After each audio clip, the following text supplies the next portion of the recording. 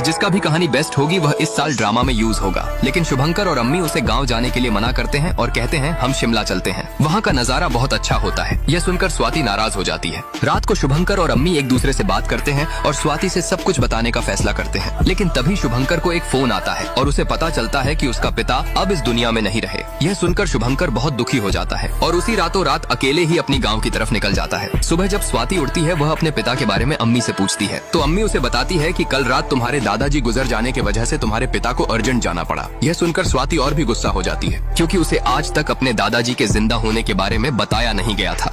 शुभंकर अपने पिता का देहांत की खबर सुनने के बाद रातों रात गांव की तरफ निकल जाता है और वहां पर उनका अंतिम संस्कार करके अपने चाचा के साथ बातचीत करता है और उन्हें कहता है कि जयदेव चाचा अगर कोई अच्छी दलाल मिले तो बोलना, क्योंकि मैं इस बाड़ी को बेचना चाहता हूं। तो उसके चाचा उसे बोलते हैं तुम क्यों इसे बेचना चाहते हो, यह सिर्फ तुम्हारी बाड़ी नहीं है, यह तुम्हारी विरासत है। तो शुभंकर उन्हें कहता है विरासत में तो सिर्फ श्राप मिला है और ऐसी विरासत संभालने का मेरा मन नहीं है, वह भी इस राक्षसों के गाँव में। तो उसके चाचा जयदेव उसे समझा कर कहते हैं वह तो पुरानी बात है, आजकल उसे कोई नहीं मानता। कितने खुश होंगे अगर तुम्हारी परिवार, तुम्हारी पत्नी और तुम्हारी बेटी इस विरासत के बारे में जानेंगे। अपनी बेटी के बारे में सुनने के बाद शुभंकर बहुत हैरान होता है क्योंकि उसकी बेटी हुई थी, वह उसके बारे में किसी को भी नहीं बताया था, यहाँ तक कि उसके पिता को भी नहीं बताया था। वह उनकी यह बात पर इतना ज्यादा ध्यान नहीं देता है। उसके बाद वह अपनी पत्नी अम्मी से फोन करके बताता है कि वह बहुत जल्दी ही उनके पास निकल रहा है। यह कहने के बाद वह तुरंत ही अपनी पत्नी और बेटी के पास जाने के लिए अपने पिता की अस्थियां लेकर निकल पड़ता है। लेकिन तभी वह एक पेड़ के जड़ से टकराकर नीचे गिर जाता है। इधर जब अम्मी अपनी बेटी को देखने जाती है तो देखती है कि उसकी बेटी अपने मोबाइल में उस भयानक पेड़ की तस्वीर बनाई होती है।